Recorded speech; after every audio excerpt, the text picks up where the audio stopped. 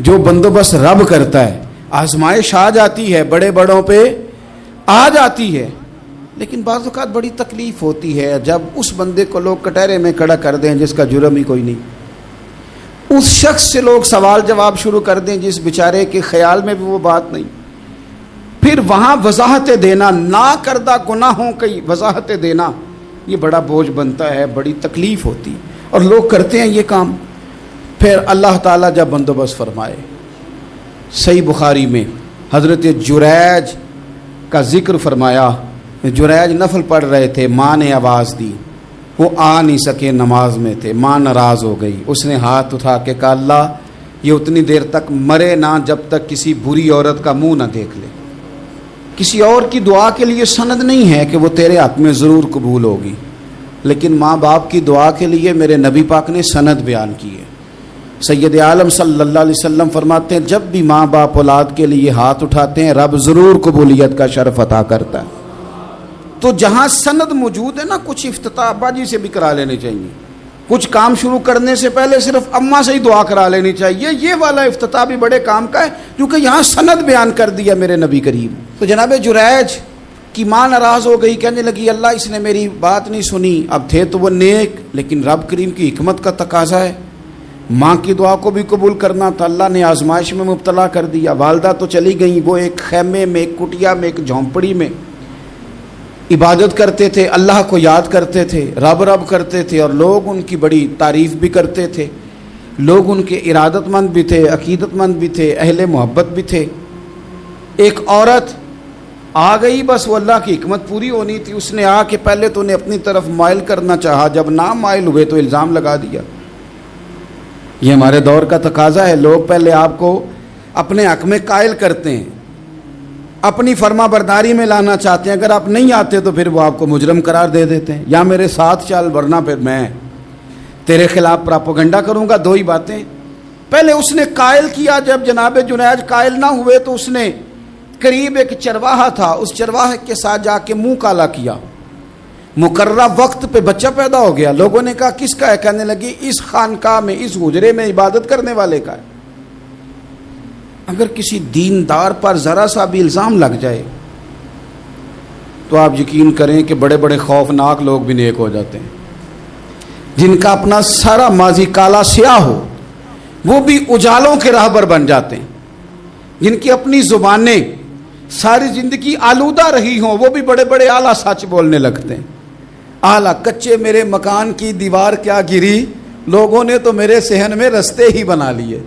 بڑے لوگ آ جاتے ہیں, پھر بڑا کچھ کرتے ہیں اور بڑے بڑے خوفناک جملے کستے ہیں. بس کو نقطہ جو ہاتھ آ گیا, ایسے جیسے گرنے کا انتظار کر رہے تھے.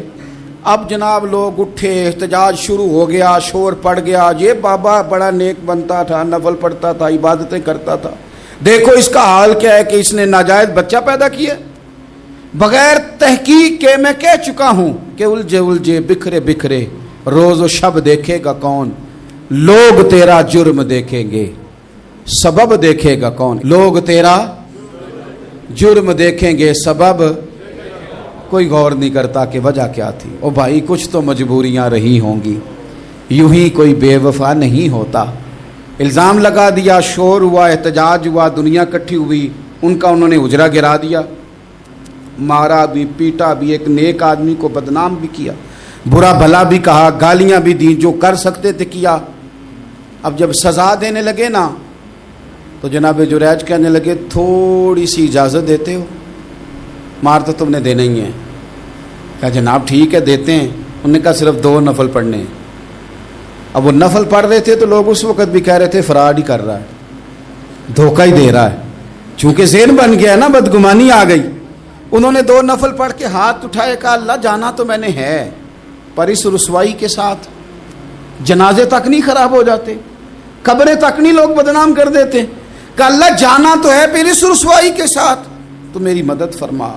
اب تو میرا کیس تیری ہی عدالت میں ہے, تو رحمت کا دروازہ کھول. ہاتھ اٹھائے, دعا مانگی, نفل پڑھے, پورے مجمع پہ نظر دوڑائی, کوئی نہیں تھا سپورٹ کرنے والا. کل تک جو کہتے تھے نا تیرے لیے جیئیں گے, تیرے لیے مریں گے, ساری عمر ہی آٹا گدا ہے. لکھاں کیتے نہیں پیڑے, اب وقت آیا ہی تے محمد بخشا کوئی نہیں ہو بیٹھا نیڑے، ایک بندہ بھی نہیں تھا، ووٹر سپورٹر ساتھ دینے والا کوئی نہیں تھا. تو جناب جنید بچے کی طرف اشارہ کر کے کہنے لگے کوئی نہیں بول رہا، تو ہی بول کے بتا دے تیرا باپ کون ہے، تو ہی بول کے بتا دے کون ہے. اللہ اکبر. میرا رب جب چاہے تو بچے بولتے ہیں، رب چاہے تو گونگے بولتے ہیں، رب جب چاہے تو پھر پتھر بھی بولتے ہیں. جب کہا نا تو ہی بتا تو بچہ بولا اور بول کے کہنے لگا میرا باپ جریج نہیں، میرا تو وہ ہے جو بکریاں چرانے والا ہے، وہ میرا باپ. جب رب کریم نے توفیق دی تو بچہ بول پڑا. جب رب بندوبست کرتا ہے کسی کی عزت کی حفاظت کا تو پھر کوئی اسے رسوا کر سکتا. یاد رکھنا جب رب محافظ ہو تو پھر لوگوں کا پراپوگنڈا وہاں کچھ کر سکتا. لوگ کئی دفعہ بڑا گہرا جال بنتے ہیں، سازش کا رنگ بڑا گہرا ہوتا ہے، عام سادے آدمی اس کو سمجھ نہیں پاتے، اس پراپوگنڈے کا حصہ ہو جاتے ہیں، انہیں پتہ ہی نہیں چلتا یہ بات دراصل کیا کی جا رہی ہے. یہ کتنی گہری حسد کی آگ ہے جس کو لوگ بغض کے ساتھ ہوا دے رہے ہیں، اپنی عداوت کے ساتھ اس کو زیادہ جلا رہے ہیں. حضرت سیدنا عائشہ صدیقہ رضی اللہ تعالیٰ عنہ بیان کرتی ہیں، اور لطف کی بات یہ بھی بخاری میں موجود ہے. میں نے جناب جنید کا قصہ عرض کیا تو بخاری سے، یہ عرض کر رہا ہوں تو بخاری سے. یہ واقعہ میں حضور کی امت کے کسی ولی کا بیان کرتا تو لوگوں نے کہنا تھا ہماری سمجھ میں ہی نہیں آتا. بعض لوگوں کا خیال ہے کہ داتا صاحب کی کرامت بھی نبی پاک کی بیان کریں. او خدا کے بندوں کو خیال کرو، داتا صاحب تو کئی سو سال بعد آئے ہیں، وہاں اگر کوئی کرامت ہوگی تو حضور بیان کریں گے. اگر نبی کریم نے پچھلے بنی اسرائیل کے ولیوں کی کرامتیں بیان کر کے تمہیں بتائی ہیں تو اس کا معنی یہ ہے کہ اگر وہاں اللہ یہ شان عطا کر سکتا ہے تو تم تو امتوں کی سردار امت ہو، ان پر تو نیرا فضل ہے، تم پر تو رب کا فضل کبیر ہے. تو بس لوگ سمجھنے کو تیار نہیں، پچھلوں کی مان لیتے ہیں. جناب آصف بن برخیہ کی کرامت جو سورہ نمل میں آئی وہ تو مانیں گے، پر غوث پاک کی کرامت یہ پتہ نہیں عجیب فلسفہ ہے، اور کس طرح کا فلسفہ ہے یہ سمجھ سے بالاتر ہے کہ بنی اسرائیل کا کوئی ولی ہو تو اس کی کرامت ہو سکتی ہے اور نبی پاک کی امت کا ہو تو اس کی ہو ہی نہیں سکتی. کیا معنی ہے اس بات کا؟ اور لوگ ہیں کہ داد و تحسین دے رہے ہیں، واہ واہ کر رہے ہیں. اللہ تعالیٰ سمجھنے کی توفیق عطا فرمائے. حضرت عائشہ صدیقہ رضی اللہ تعالیٰ عنہ فرماتی ہیں ایک عورت تھی اور اسے نبی پاک صلی اللہ تعالیٰ علیہ وسلم نے وہ کلمہ پڑھ کے مسلمان ہوئی، مدینہ طیبہ آ گئی تو حضور نے مسجد نبوی شریف میں اس کے لیے مکان، ایک سادہ سا کمرہ ساتھ مسجد کے بنوا دیا، وہیں رہنے لگی. اکثر وہ سیدہ طیبہ کے پاس آتی تو حضرت عائشہ صدیقہ رضی اللہ تعالیٰ عنہ فرماتی ہیں وہ بڑی باتیں سناتی اور آخر میں کہتی وہ ہار والا دن بھی بڑا عجیب دن تھا اور میرے رب کی قدرتوں کا دن تھا، وہ بھی بڑا عجیب دن تھا. سیدہ عائشہ صدیقہ رضی اللہ تعالیٰ عنہ ایک دن فرمانے لگی کہ تو ہار والے دن کا بڑا ذکر کرتی ہے، وہ کیا دن تھا؟ تو خاتون کہنے لگی اماں جی وہ دن تھا جب میرے رب پر بھروسہ اور مضبوط ہو گیا، جس دن میرا اپنے رب پر توکل اور بڑھا، میرے ایمان میں یقین میں اور پختگی آئی. کہنے لگی میں ایک گھر کی کنیز تھی، نوکرانی تھی، اس گھر میں ایک بچی تھی جس کے پاس سونے چاندی ہیرے جواہرات کا ہار تھا. اس زمانے میں نا چمڑے کے اوپر لوگ ہیرے جواہرات لگاتے تھے، کئی دفعہ سرخ رنگ کے چمڑے پہ لگائے جاتے تھے. وہ بچی پہنتی تھی تو کہتی ہوں بچی کے اس نے اتار کے رکھا یا اس سے گرا وہ ہار تو چیل اسے اٹھا کے لے گئی گوشت سمجھ کے اور میرے سامنے اٹھا کے لے گئی. گھر والوں نے مجھ سے پوچھا، یہ بخاری میں موجود ہے، گھر والوں نے پوچھا مجھ سے کہ وہ ہار کہاں ہے تو میں نے کہا چیل اٹھا کے لے گئی. گھر میں کچھ چوری ہو جائے تو سب سے پہلا الزام کس پہ لگتا ہے؟ ملازمین پہ. کہتے انہوں نے مجھے بڑا مارا، بڑی تکلیف تھی، حتیٰ کہ میری شرمگاہ تک کی تلاشی لی، میری عزت اتنی خراب کی میں بتا نہیں سکتی. میں نے اپنی زندگی میں ایک واقعہ دیکھا، ایک امیر گھر میں چوری ہو گئی، ملازم کو اتنا مارا کہ وہ چارپائی پہ پڑ گیا. پولیس والوں سے اتنی مار پروائی گئی کہ وہ بیچارہ چارپائی پہ پڑ گیا اور پھر وہ اتنا بیمار ہوا اور کچھ دنوں کے بعد پتہ چل گیا کہ چور تو اپنا بیٹا ہے ان کا. پھر اس کا انتقال ہو گیا. اب وہ سیٹھ صاحب اور گھر والے آ کے نا مرنے والے کے کان میں معافیاں مانگ رہے ہیں، کان میں. تو میں نے ان سے پھر کہا تھا کہ یہ تو اب چلا گیا ہے، تمہارا زور چلتا تھا نا، تو تم نے قانون خریدا اور تم نے اسے جتنا ہو سکا تم نے اسے مار پڑوائی، تمہارے پاس جو عدالتیں تھیں تم نے وہاں کارروائی کی، اب ایک عدالت قیامت کے دن لگے گی۔ یہ کمزور تھا نا، کچھ کر نہیں سکا۔ میرے نبی پاک صلی اللہ علیہ وسلم نے فرمایا سن لو، اگر سینگ والی بکری نے بغیر سینگ والی بکری کو تکلیف دی ہوگی نا تو قیامت کے دن اسے بھی بدلہ دینا پڑے گا کہ تیرے پاس سینگ تھے اور تو نے اسے مارا تھا۔ وہ خاتون عرض کرتی ہے سیدہ عائشہ کی خدمت میں کہ مجھے بڑا مارا، مجھے تکلیف دی، میں کہہ رہی تھی کہ میرے سامنے چیل لے گئی ہے پر وہ نہیں مان رہے تھے، اماں جی انہوں نے مجھے بڑا مارا۔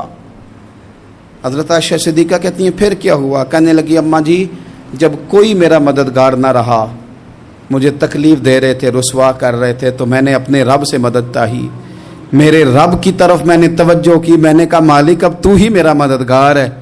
کہتی ہے وہ مجھے مار رہے تھے تو وہ چیل جو ہار لے گئی تھی وہی لے کے واپس آ گئی، اور ہمارے سروں کے قریب لا کے اس نے جب اس ہار کو پھینکا، وہ مجھے چھوڑ کے سائیڈ پہ ہوئے، وہ میری بے گناہی جان گئے، لیکن آپ کو بتاؤں اس دن سے میرا اپنے رب پر یقین اور بڑھ گیا۔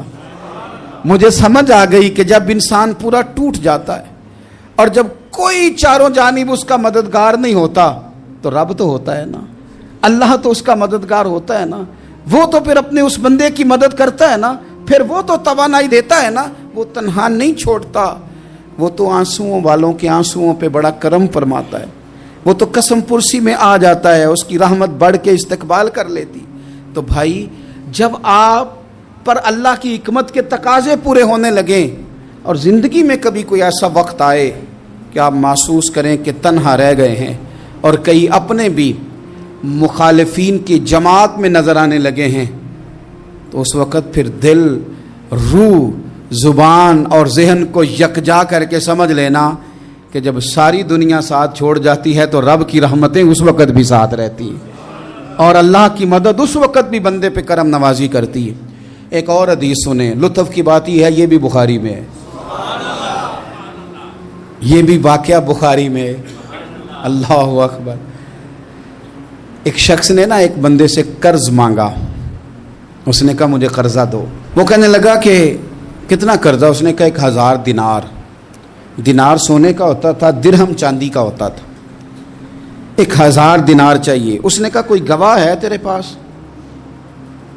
غریب کا گواہ بھی کوئی نہیں بنتا، کبھی الجھ جائے نا کوئی بندہ تو کئی اپنے بھی کہہ دیتے ہیں کہ ہم اس کے قول فعل کے ذمہ دار نہیں ہیں۔ ایک غریب آدمی کو قرض کی ضرورت پڑ گئی، 1000 دینار چاہیے۔ میں کہہ چکا ہوں کہ درہم چاندی کا ہوتا تھا، دینار سونے کا، اب 1000 دینار لینا ہے۔ تو جس بندے سے اس نے کہا، اگرچہ وہ نیک بندہ تھا، اس نے کہا یار 1000 دینار دے دو، تو کہنے لگا کوئی گواہ ہے تیرے پاس؟ وہ کہنے لگا غریبوں کا گواہ کون ہوتا ہے؟ ہاں ایک گواہ ہے۔ کہا کون؟ کہا میرا رب، وہ تیرے اور میرے بیچ گواہ ہے۔ اس نے کہا کوئی کفیل، اگر تو پیسے نہ دے سکے تو وہ بعد میں دے دے، یا تجھے کچھ ہو جائے تو وہ دے دے۔ اس نے کہا کفیل بھی میرا اللہ ہی ہے، میرے پاس اگر ہے تو رب کریم کا نام ہے، اگر اعتماد کر سکتا ہے تو کر لے۔ بندہ نیک تھا، اس نے کہا رب کے نام پہ، رب کی کفالت پہ، اللہ کو گواہ بنا کے میں تیار ہوں تجھے 1000 دینے کو۔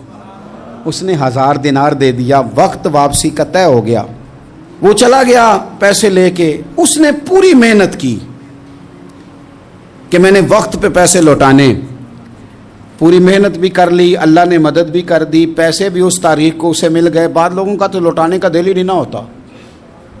فرمایا حدیث پاک میں کہ تو لوٹانے کا ارادہ کر، رب تیری مدد بھی فرمائے گا۔ لیکن یہاں بہت سارے لوگ کہتے ہیں خیر ہے، ارادہ ہی نہیں، تو پھر جس طرح کا بندے کا گمان ہو رب بھی اسی طرح کا معاملہ فرماتا ہے۔ اس نے پیسے جمع بھی کر لیے اور واپس دینے کو تیار بھی ہو گیا، لیکن رستہ بحری جہاز کا تھا، کشتی کا تھا، دریا کے رستے واپس آنا تھا۔ اب وہ جب آ گیا دریا کے کنارے تو بڑی کوشش کی، پر وہاں اسے کوئی کشتی نہیں ملی۔ وقت پہ پیسے لوٹانے ہیں، سفر کرنا ہے، اب سواری میسر نہیں ہے۔ سوچ سوچ کے پریشان تھا کہ میں نے تو اللہ کے نام پہ لیے۔ اچانک دل میں ایک تجویز آئی، اس نے ایک لکڑی لی، لکڑی کو اندر سے کھولا، 1000 دینار اس میں بھرا۔ بخاری پڑھ رہا ہوں۔